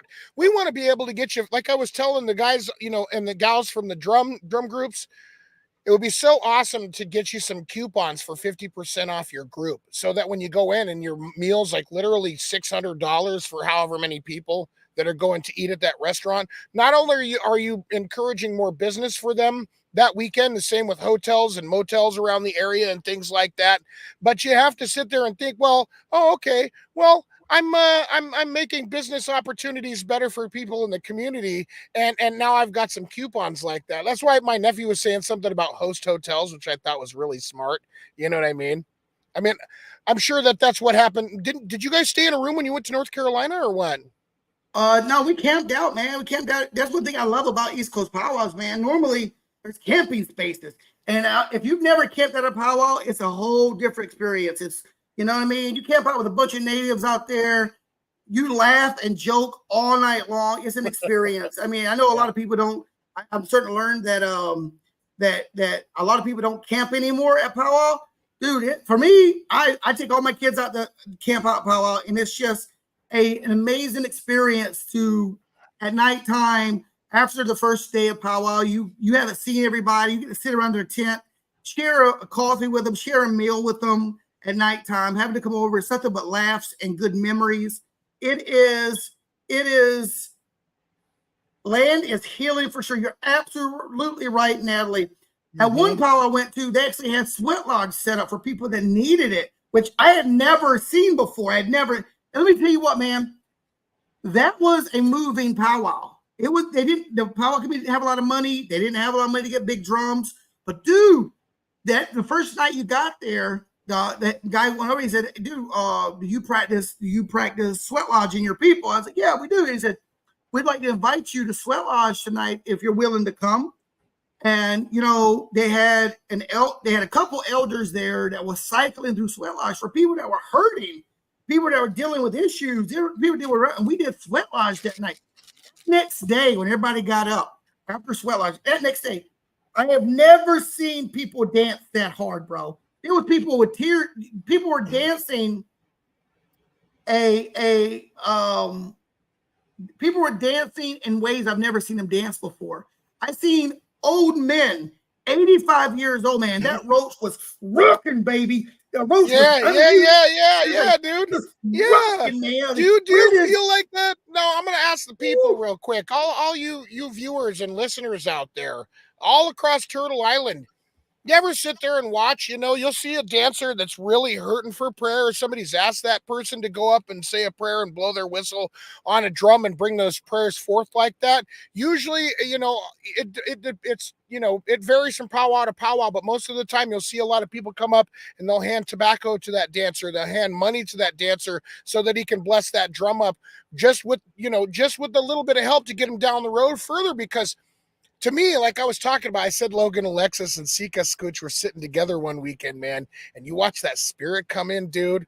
Patrick, oh my God, bro. It was like to me, the most powerful energy. Yeah.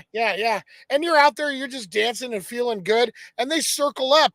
A lot of the times, and you'll get various feelings about this. And pardon my popsicles, y'all. I'm cooling down right now. It's finally starting to get a little cooler. It's still about 83 degrees here where I'm at, so mind your business, But there were some good feelings that just came. You watch that spirit come in, all of a sudden, Everybody's sound got just a little bit tighter, but they Woo! were rocking, bro. Woo! Rocking. You see, like you were talking about their head Dude. roach, their bustles are bouncing all Dude. over the place like that. People putting in their best footwork. I was like, is this an intertribal with a whistle going on right now?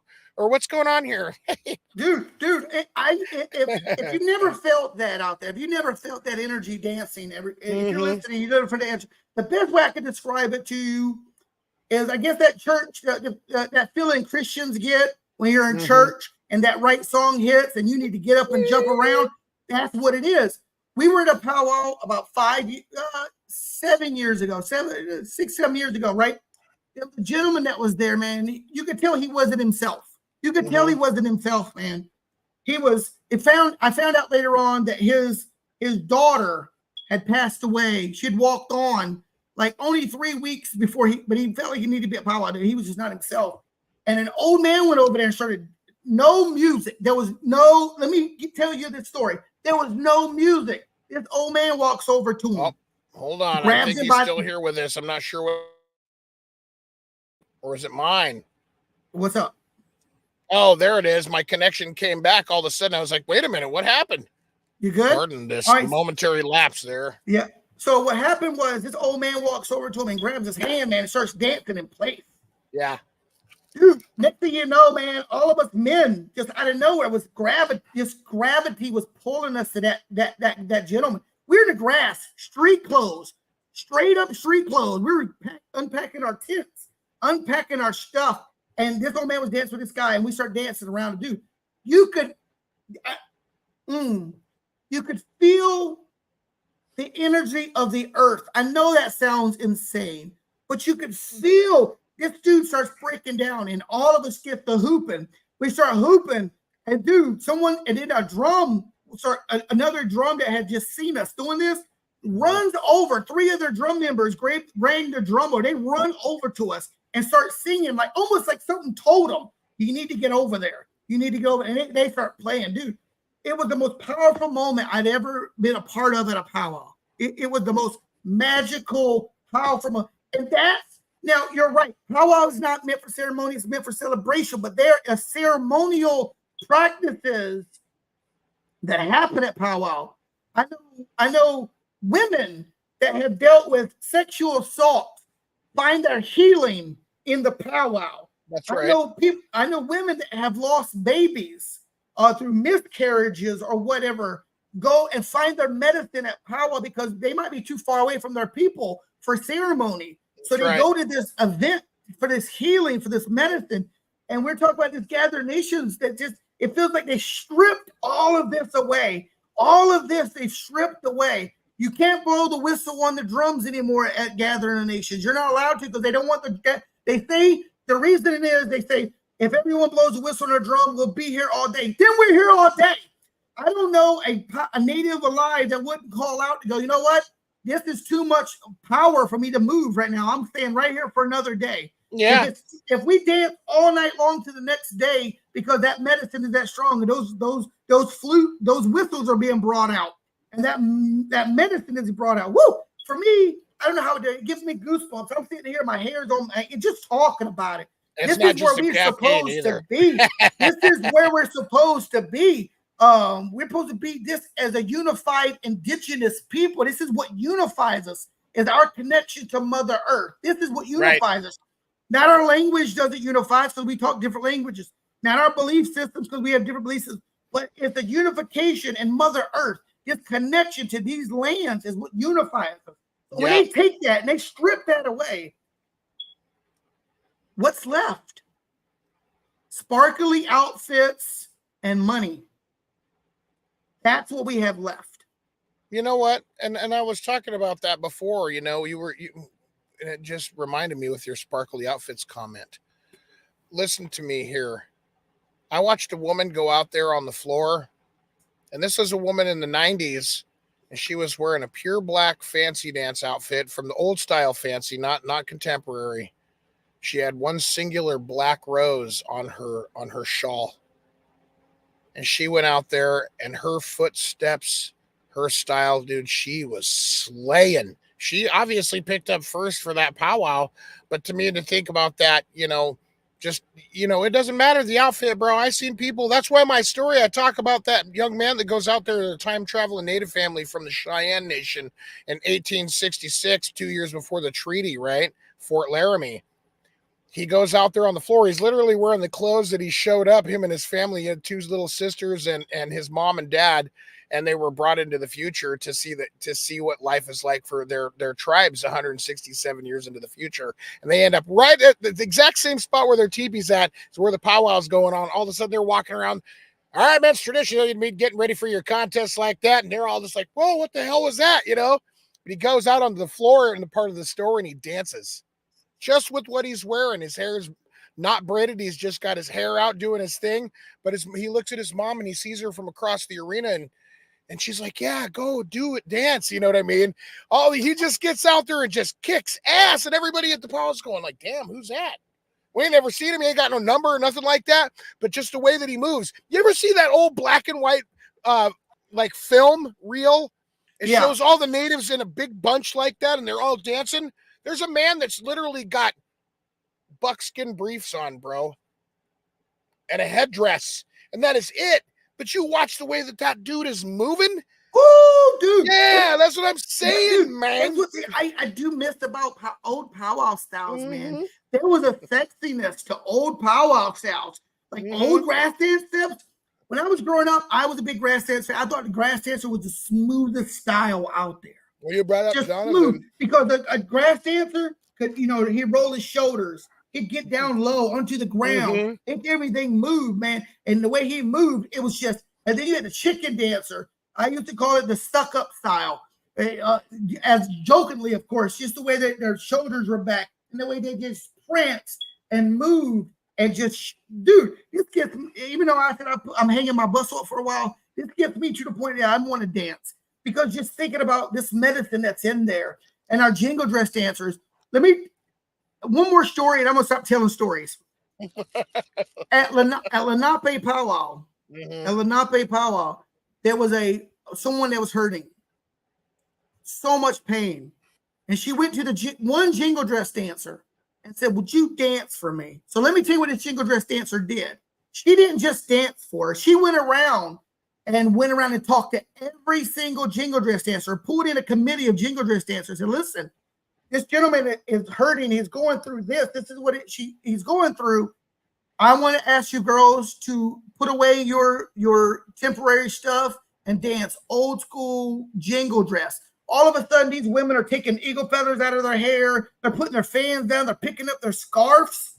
And you're talking about women that have been dancing for years, and they go out and they start dancing, man. Yeah. Woo, dude, you had non-native people watching, just sobbing from that medicine that's being held. Because they danced. I think these women danced 3 songs straight, 3 songs. They said, do not stop dancing till we say. I mean, they told the drums, just cycle through. Through.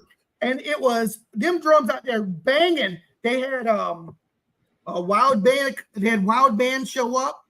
They had hell yeah, wild band of Comanches, baby, yeah. Not wild band. Not wild band of Comanches. Well, fine. No, wild band. No, it's another group here on the East Coast called Wild. I don't think they're from the East Coast. They're from out there west. They're called Wild Band, and they're Munti Sinqua, the hoop dancers. Yeah. They're called Wild Band. So they were singing, dude. Let me tell you what, that was a powerful day, man. To see those jingle dress dancers out there, take all those feathers out, get out there and dance old school jingle steps. It was a feeling that you're supposed to leave powwow with. Yeah, that's what it was about. That feeling, like, oh my god, Travis talking shit too. He'd be out there, hey, you guys think you can hurry it up a little bit? Out there, more singing and dancing. Let's go. That's why I was like looking at Natalie. Natalie, I sent you a friend's request, by the way. Well, Natalie Jen, I really appreciate your comments. Alora, we want to say thank you. Natalie's amazing. She's been my friend on Facebook for a while now. She always comments. She always part of the conversation. She always puts up good posts. So I want to give a big, mwah, to Natalie for everything that you do. You're a true friend out there. Thank you for standing for the people. Cushman William, Dan Simons, Mario Sanchez, L.M. Hunter, Shenandoah, Ellis Ulmer, Julia Sheridan. You know, you guys have all been making everything really, really exciting tonight. We had upwards of like 20-something viewers. We want to bring these numbers up to the hundreds, if not the thousands. Absolutely. I think it's important. And if you guys can get out there talking in the community about the B&B Indigenous podcast, we're going to be talking smack out there. This is like more of a PG-13 than rather a PG, because sometimes we do let the occasional cuss word fly. We're not looking for monetary sponsorship. We just want our voices to be heard in equity out there in a world that's really lost its idea about humanity in general. Like, that's where I'm saying this with love. I'm not trying to put anybody down thinking that I know something about something, because I don't know anything. Let's just go like this real quick. I got to go back to my Facebook page. There we are, like that. Okay. I'm just saying that we have the opportunity to put this show out there for everybody that wants to enjoy real quality entertainment directed specifically for Native people. A lot of elders be home alone like that or something, or just by themselves in their room or something, you know, give them something to listen to, and then they can get on and join the conversation. We really want to encourage the elders to come on here and join us like that, because I'll tell you what, that's where that infinite wisdom comes from. As I get older, I'm starting to realize that wisdom comes in stages. And the more time and energy that we get in that wisdom manifest, the more we're able to learn, grow, and understand. We're able to pass that on to the generations below us like that. That's right. Put the mirror up, Patrick. You need to get some Windex for that glass. I know, right? Call me out like that, Ron. I didn't realize it was that nasty. Yeah. I haven't cleaned it since powwow. I took it out of powwow. You know, I thought. Nashone go Nishan darling. Hey,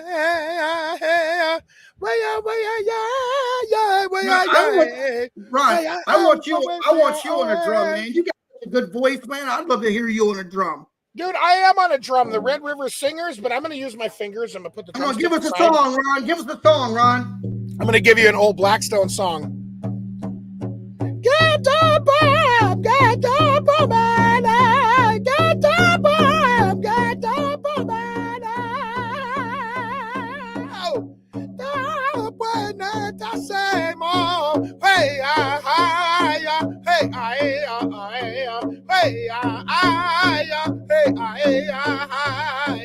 Amatesa, Enemeto, Hestawamena, shake his stomach.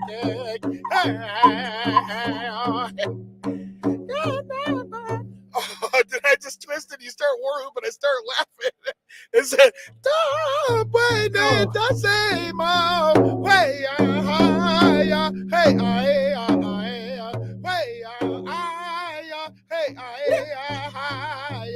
Amatesa, Enemeto, Hestawamena, shake his stomach. I got my big brother Will out there telling me I need to sing a Southern song now. Okay, well, let's hear it. Listen, I am a great follower on the drum. I am more of a filler singer than I am a lead singer. Yeah. I've never had the confidence to sing lead. Right. You know, I've been singing all of my life. I've sang with quite a few drums. I've just never had the confidence to be to do a lead. Yeah, that's it. Like, don't fall off your horse, dude. But one of my Will is a member of one of my favorite drums here on the East Coast, which is Red Blanket Singers. Red Blanket's dope, dude. Red Blanket, I can't say enough good things about Red Blanket. That's one of those drums that whenever I'm near, they'll pull a seat up for me, say, "Hey, Pat, sit down and sing with us, have a couple songs with us."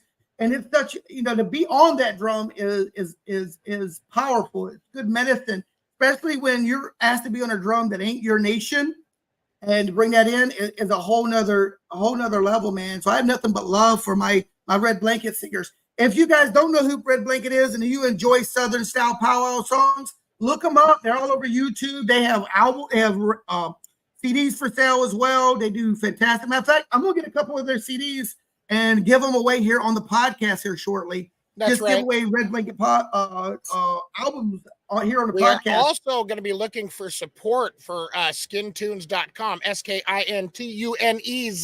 And I'm going to show you guys what that looks like, okay? Up in the right there where that corner bug is, you see that? I took that picture out there at the Tim White Eyes Memorial Special a couple years back in Devil's Lake, North Dakota, one of the most beautiful places I'd ever been in my entire life. That's right, Red Blanket is on Spotify, baby. You know what? I'm going to sing a Fast and Fancy Southern real quick. All right.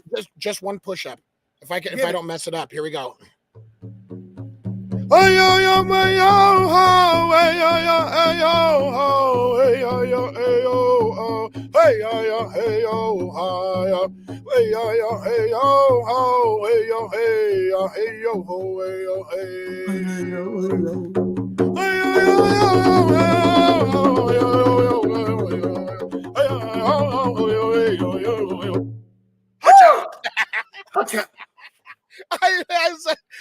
I was bullshitting all the way through that.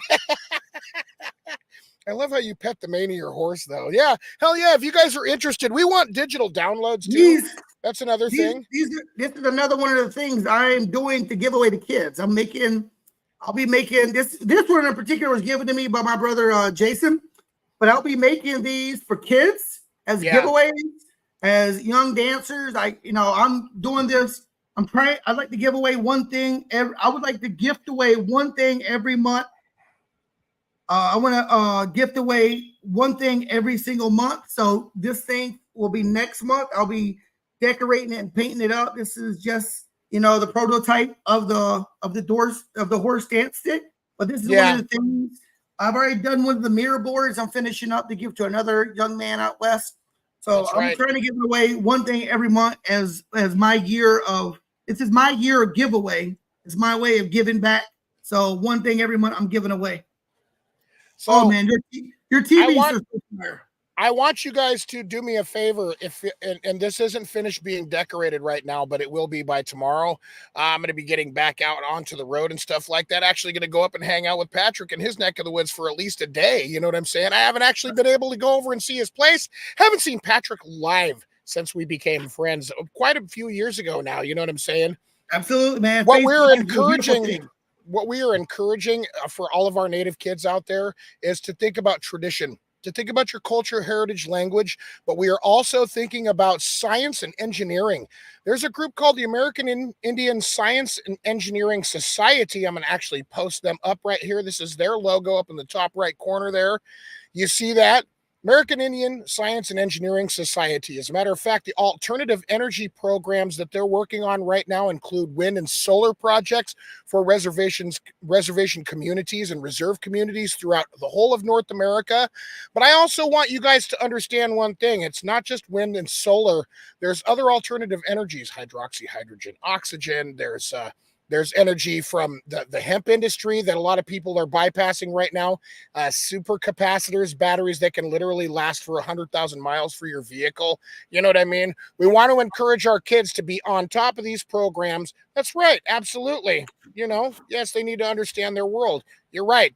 Hey, if you nominate a kid out there tonight for, their honorable work in their school from elementary school all the way up to high school or even in college, I'd like to be able to send them one of these because I want to see, hey, you might not represent the tribes of the teepees. You know what I'm saying? I do, my people, at least one of my tribes anyway, but we want to be giving these away. Patrick's going to be working on dance sticks and mirror boards and everything like that. That's what I'm also doing, things like that, because I want to make sure that our listeners and our viewers and our supporters we're giving back to them. You know what I mean? And I'm sorry about my background, everybody. I am going to be decorating here. I'm doing a paint job, and my studio here will be nice and flashy and looking good. Like Rob's over there. He looks amazing. So I'm going to be taking care of this. So we'll have and we also want to bring on more live guests. If you have an interesting subject matter that's going on in your tribal area, what's going on in your tribal nation, please bring it forward to us. Let's do a live. Let's bring you on live. Let's talk about what's going on. We want to get more information. The whole mission behind this podcast is to talk about things you only talk about in your living room, important subjects. Let's get that information out. if you have a Native family that's got burned out of their house and you need assistance, reach out to us. We will put it out here. If you come out, if you are in need, if you're a single mother and you're in need of regalia for your kids, let us know. If you are a struggling father, a single father out there with your kids and they need regalia, let us know.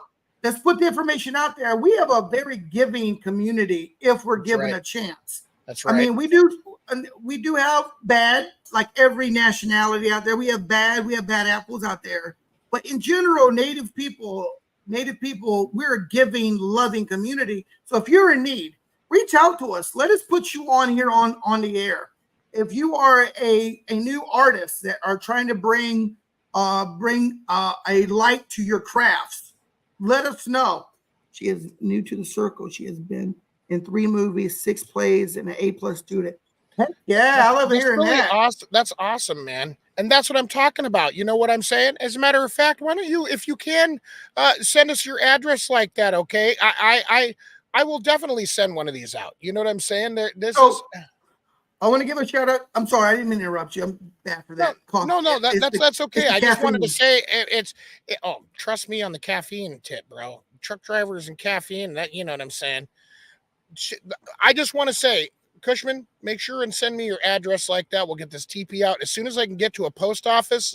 It's not easy driving a 67-foot long vehicle that weighs 80,000 pounds onto a residential street and finding a post office. Be like, oh yeah, here we go. I'll just go ahead and send this off, park my truck. Well, Will, when you come up to visit me, bring it up here, drop it off at my house, and I'll mail it off to him. So William is talking about the Nanticoke Lenape powwow, June 8th, 9th, through 2024, the Salem County Fairgrounds in New Jersey, huh? It's a great event. It's a great powwow. The way is that the one where you see the videos where they got the power lines in the background? You can see the transformers up on the poles. Like I've seen. No. I don't. What is that powwow? No, that's not that one. That urban powwows are cool by me, but it just reminds me of Delta Park. No, but the Lenape people don't, even though they originated there in the cities, the Lenape people here, William's speaking of, are out in the counties. Yeah, big laugh out loud. Spaces. They make sure all their grounds are open to camping, so you can bring your tent out. If you can't afford a hotel room, you can bring your tent out. They feed everybody during lunch break. You get a ticket, you be able to eat.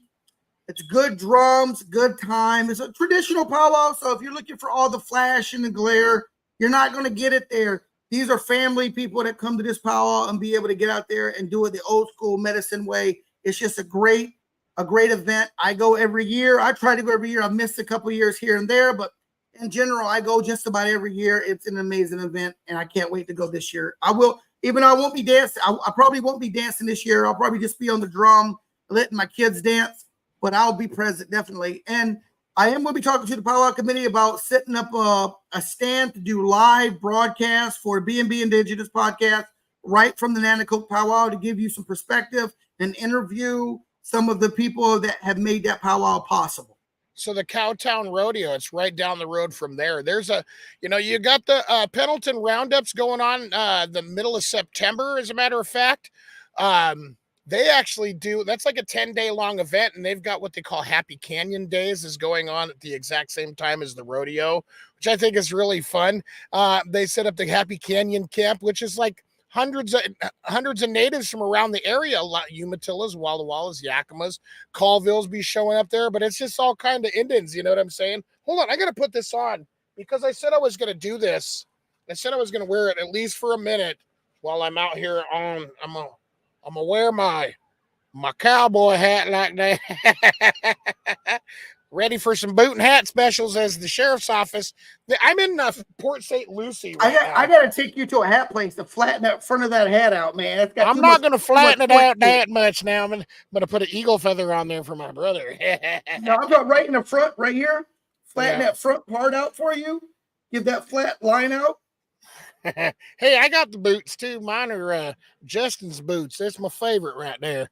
But man, this has been an amazing conversation. We've been going on and on and on, almost 2 hours now. It has been fantastic. I want to personally thank everyone that's come in and make comments and talk and shared our podcast. We're asking you to please share. We want to listen. We're making it for the people, and we want to continue to do this. But we need this shared out there. We need this shared. Share this information. Don't keep it to yourself. Share the podcast. Let people know what we're doing. We'll make this a regular thing. The only reason we kind of like not had a regular schedule is for trying to put our fillers out on how many people really want this content, or is this just another fly by day podcast that you can do without? We want to make sure that we're not just taking up space. So if you love this William show, I love Will. He's the one that got in my butt for taking such a long break. He's like, hey dude, I use your podcast to get me back and forth to, my long distance drives. I listen to everything on my podcast, on your podcast, when I'm on my rides. So Will was one of those people. He's like, hey, you need to get back on there and do it. But I want to hear from other people. If you love our stuff, share, like, subscribe. We have a YouTube. We have Facebook. We're trying to get on a few more platforms as well. We're babies at this. We're learning as we go. And Ron is much more the professional at this than I am. I'm learning as I go along. But we want to continue to give out great content. So give us some subject matters you really want us to talk about. Reach out to us. Talk to us about them, and we'll bring you on live. If not, we will just talk about it and all the information we can. So I'm going to take a quick commercial break like that. I'm going to show you this. This is only a few seconds, but I want you guys to pay attention. Sundays at 6 is a good idea too, by the way. So we're coming up with, I've got video clips like that. I'm more of like the producer on the video graphics and like that, but I'm putting a lot of cool music to it. But I want you guys to check this out. You guys want more commercials? If you guys want commercials for your tribal business, or anybody out there in the tribal business community, I'm scolding now. Show them your mirror, Patrick.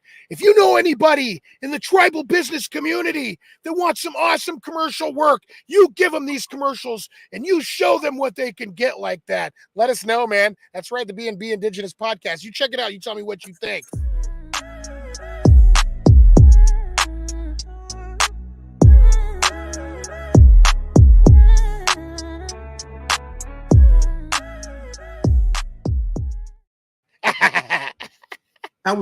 Dude, I wish I could come up with beats like that. You just got a talent. It's fantastic. You need to cut that off, right? I was like, brought back my 80s, my 80s pop locking days. Dude. Regular schedule at 6 o'clock. I like that. I like that regular schedule, but we have to figure out what that 6 o'clock West Coast, 6 o'clock East Coast. 6 o'clock East Coast is a good time 3 here. p.m. West. Yeah, you're right. So how would that work for you, Ron? You are a hard-working man out there on the road all the time. 3 o'clock is kind of early for you, isn't it? Well, I put in an application with the Cowlitz tribe.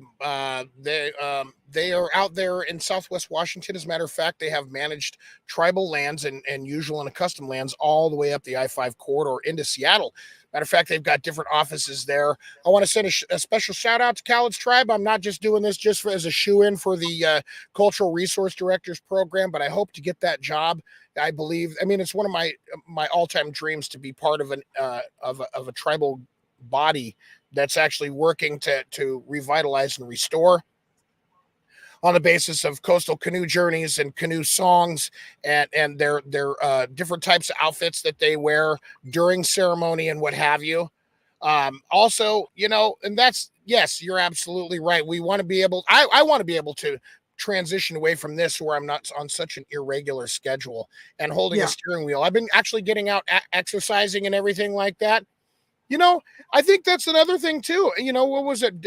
That's right. I was actually saying that I put out the invite earlier, Dan, just to let you know. What is this young man's name? He actually got on, and it was almost like a scolding, if you will. Like, I mean, I felt like I was being scolded, but I'm not, I'm not feeling too bad about it. What was the comment? The comment that I had made, I was talking about, because I got a lot of support from this, his name. Hold on 1 second. I'm going to tell you real quick. I believe it is Delbert Standing Rock.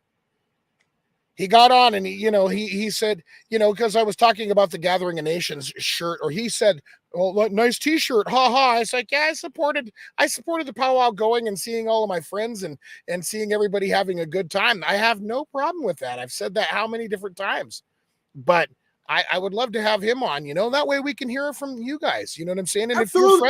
if you're friends with Delbert, or excuse me, Delbert, if you are friends with Mr. Matthews, let's bring Mr. Matthews on and have a conversation. We're not afraid of it. You know what I'm saying? Yeah, we don't want everyone to agree with us. If this podcast isn't about agreeing with us, if you have different views, bring them on. Maybe you'll change our views on certain things. I mean, we're not looking to have a Jerry Springer show, but we're looking to look at different points of views. Our views aren't the only ones that count. We have thousands of indigenous people out there that have their own feelings and views about things. We want to hear your vision, what you got going on, and how you feel about certain objects. So we want you guys to talk.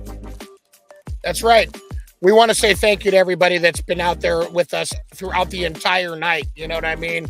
We're out here. We're both on the East Coast right now. I'm going to be heading back towards the West with a brief stop out there somewhere near Front Royal, Virginia in the Shenandoah Valley. That's right. We're going to be bringing some teepees like that. Like I said, we've got that young girl. We want to make sure that you guys, the person that was talking about that, who was that made that? That was Cushman. That's right. We want to get your address and make sure we get that from you so I can send that teepee off as soon as it's finished and you can pass that along to that young student. And William Cushman, I want you also to reach out to me because I had that special event. I said I wanted to come and participate at with y'all.